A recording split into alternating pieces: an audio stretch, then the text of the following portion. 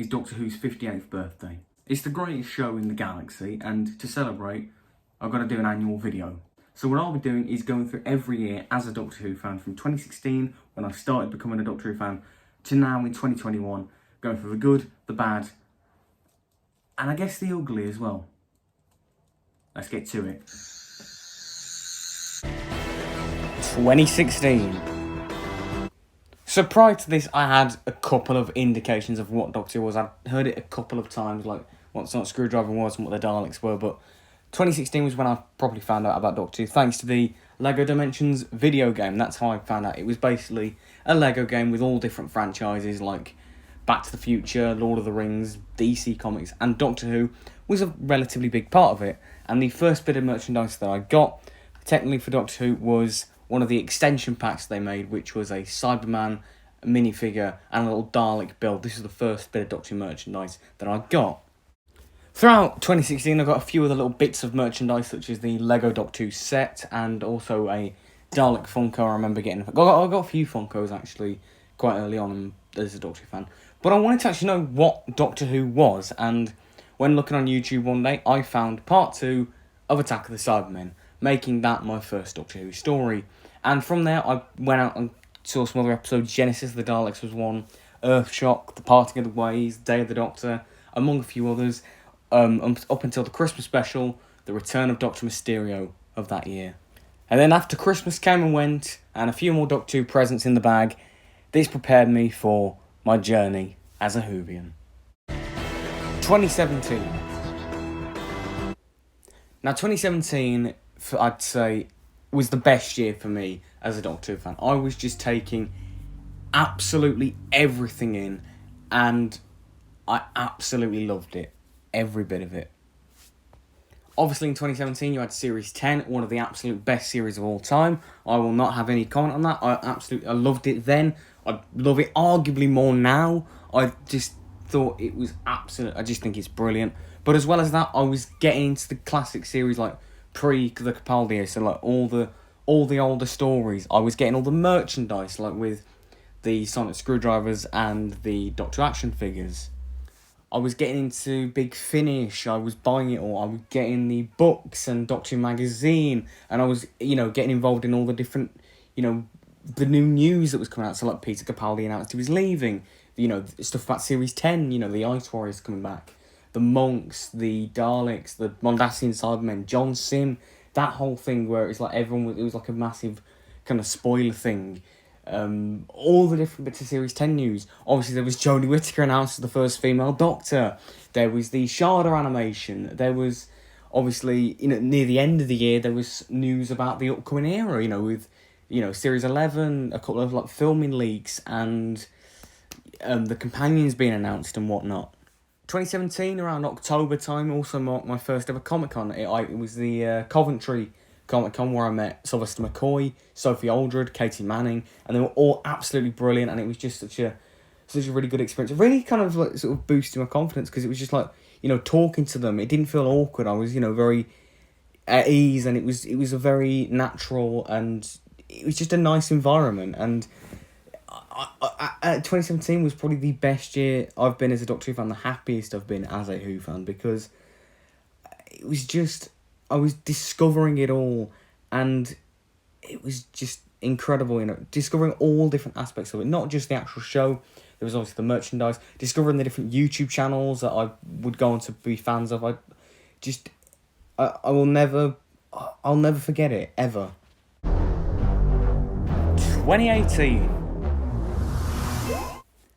So, obviously in 2017, with the Christmas special, Twice Upon a Time, Peter Capaldi left the show, and we have Jodie Whittaker. And, there wasn't really a lot, and it was at this point that my fan took a little dip, not massively, but just because there wasn't really, like, a proper Doctor at that point. It was kind of in that transition time between Moffat and Chibnall. It was a bit weird, but I was still a fan. There was new things coming out about the new era, and, a lot was, coming out over those months. There were also the Modern Who Target books that were coming out, which I remember really being excited for. I picked up the Day of the Doctor one, which I've read, and it was honestly really good. And the Rose one, I think I picked up, which I've not read yet. But one day I will read it. Also in 2018, around June time, I think, I went to Collectomania 25 in Birmingham, another Comic Con. I met there Colin Baker and John Leeson, who played K9. He did the voice as well, which was amazing. I loved that. They were the only two Doctor Who people I met at that convention, but it was really good. And it was in the summer of this year that I obviously started Clack of the Geek, this YouTube channel that I do. And obviously it's not solely Doctor Who, but Doctor Who is the main focus of it. It's the thing that I'm most interested in, and it is the most popular thing on the channel. And you know what? Making this channel has been one of the best things to come out of me being a Doctor Who fan. I mean, obviously, I probably would have done it regardless, but I don't know if I would have been... I don't know if I'd have enjoyed it as much. I don't know. I think with Doctor Who, there's so much that you can talk about that it's endless, that doing a Doctor Who themed channel, you don't really run out of things to talk about, necessarily. And in the autumn, in October, is when Series 11 starts, the beginning of the Chris Chibnall era, which... Is it weird that I'm starting to get a little bit nostalgic for Series 11? I mean, I'm not even a massive fan of it. I still don't really like it that much, but I am getting a bit nostalgic for it just because of how long ago it was. It was 3 years ago, which is like, it's been a good while. I mean, I'm getting a teeny bit nostalgic for it, if I'm honest, and... maybe that's good. And I would like to give it another shot at some point, but I'm not as motivated. One, because I'm not a massive fan of the series, and also, and as well as that, when I remember when it came out, the fandom went down the gutter, and this is when we start getting into darkness. 2019. Okay, let's start with the good. So, we start off 2019 with Resolution, the New Year's Day special. And there was so much change with the Chibnall era, like new broadcasting schedule, like Sundays, no story arc, no returning villains, if you remember. There was so much change. And obviously there were, Christmas to New Year specials. But I thought Resolution was a great New Year special. We also had the Macra Terror animation that came out in about March, which, for my money, is one of the best animations that we've had. And... it was also when I started getting the collection box sets with Season 18, that's the one I started with, and I got all three that were released in 2019, that being Season 10 and 23 throughout the year. But I just think after Series 11 and just, the aftermath of all of that, the fandom had just got quite toxic, and it just wasn't enjoyable to be a Doctor Who fan at this point, I don't think, and with the very... minimal Series 12 news that we got. I mean, there were a couple of things like the Judoon announcement. We got that, and I do remember that. That was quite exciting. But aside from that, it was quite difficult to be, a Doctor Who fan at this point, just because of how long it would be.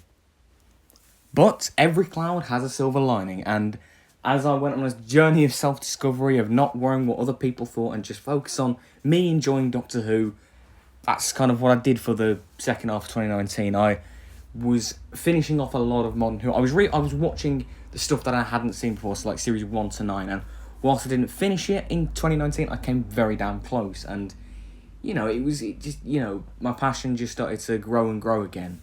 Also in October, we had the Mission to the Unknown remake by the University of Central Lancashire, which was put on the official Doctor Who's channel, and 2 years on, still hats off to them, because that remake was incredible. That was absolutely outstanding, the work that went into that. So, still hats off to them. In December, I also went to another Comic-Con, which was Wales Comic-Con, which was when I met Matt Smith himself, my favourite Doctor.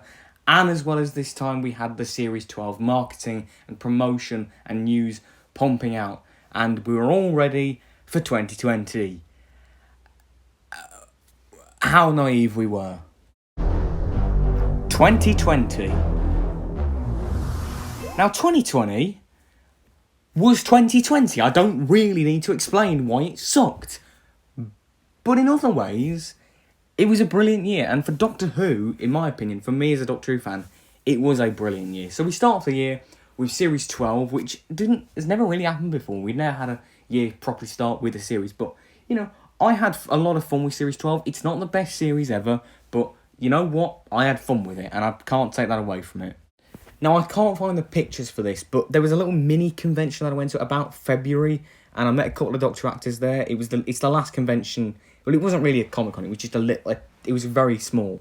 But I met two Doctor actors, Simon Fisher Becker, who played Dorian, and Spencer Wilding, who you may not recognise from name, but he's been various Doctor Who monsters. He was the Ice Warrior in Cold War, Skaldak. He was the Minotaur in the God Complex. He was a Dreg in Orphan 55, and that was quite cool because Orphan 55 had only been a few weeks old at that point, so that was quite cool. And he was a very lovely guy. And we also had 2 missing episode animations that I really enjoyed. The Faceless ones, which came out in March, and I loved that one. And then we had Fear from the Deep in September, which I don't think was great, but it was still pretty good. And then COVID happened, the lockdown struck, and you know the rest. I don't need to explain it, but that's where the magic of the Doctor Who fandom comes in, because thanks to Emily Cook of Doctor Who Magazine on Twitter, various Doctor Who watch-alongs were organised where people, fans across the world and cast and crew would get round to watch an episode of Doctor Who all across the world in their own homes, and it just felt like such a communal experience, and it was a one-of-a-kind experience. Like, it was just a phenomenal thing. As well as that, all the content that was being, produced during lockdown by all the people, and not just like the official content, but also fan content on YouTube, and the amount of YouTube channels I've discovered through lockdown, and it just felt like a real community experience, and it felt, it really did feel like a community, and a community that I was proud to be part of. It was also this year that I'd finished watching all of Modern Doctor Who. I'd finished it.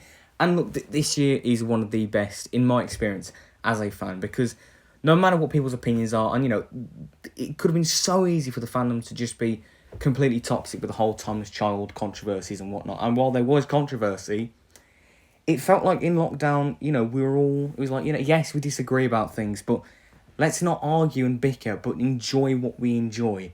And that is what I hope to see more of. Unfortunately, in 2021, it didn't get off to a great start. 2021. So we start off 2021 with Revolution of the Daleks, the New Year special. I think it's good, not as good as Resolution in my opinion, and I don't think it's a great story, but it's still fun, enjoyable. But with this story, it seems that the fandom had reverted to its old ways of attacking people with different opinions. I remember there was a few YouTube channels, specifically the Who Addicts, who got basically harassed to the point where they didn't want to make videos anymore, and they still don't. I don't know, which is just horrible.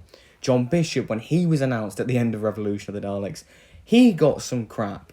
I remember in that third lockdown at the beginning of the year, there was some more watch-alongs that Emily Cook was getting crap from people just because of specific episodes that were chosen, and it was just the fandom was just horrible to be in, to the point where I made a podcast on it, and I think the tipping point for this horrible nature of the fandom, which wasn't to do with the fandom, but just the Noel Clarke, John Barrowman situation. I'm not getting into it now, but it was disgusting of what was outed, and it was just, there were days in that period of time where I was questioning, why am I a fan of this?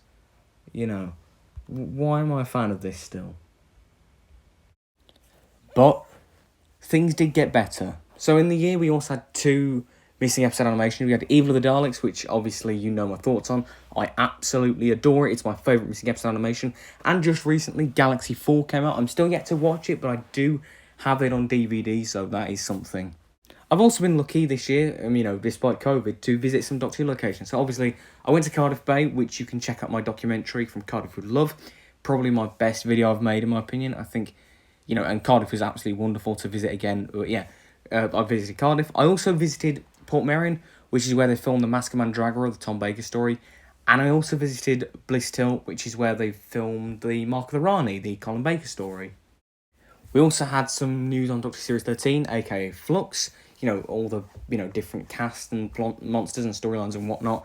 And we also had the news that Chibnall and Jodie is stepping down in 2022, which was delivered quite out of the blue, but I think it's the right time. But, I think hopefully Flux is going to end on a high, and their era's on a high. Speaking of, I think Flux, so far, we're only 4 episodes in, but I think it's been ace. I think it's been absolutely fab. It's definitely Chibnall and Jodie's best series, and provided that the ending doesn't do a Game of Thrones and just completely ruin it, we could be in for possibly one of the best series we've had in modern Who. Who knows? And the cherry on top of it all, we now know the future of Doctor Who is in safe hands because Russell T Davies is back as the showrunner from the 60th anniversary onwards, which I did not see coming in a million years, and it was probably some of the best news all year for Doctor Who fans, and it was just, these kind of things were helping to make this year somewhat worthwhile, because this year has been tough for Doctor Who fans, I'm not going to lie, but Flux, the missing episode animations, and RTD have kind of made up for that, not entirely made up for it, for some of the really bad things that have happened, but, you know, life is a pile of good things and bad things at the end of the day. So as you can see, being a Doctor Who fan is weird, isn't it? There's times when you feel embarrassed to be a fan. There's times when you don't want any part of it at all. And since there's so much creativity and love and passion in this fandom, whenever it goes to waste, it's so disheartening. When it goes to waste on hatred and vitriol and pointless bickering. But when you see it used for good, when you see the passion in this fandom, it's unlike anything you've ever seen. And it's absolutely fantastic. Happy anniversary, Doctor Who.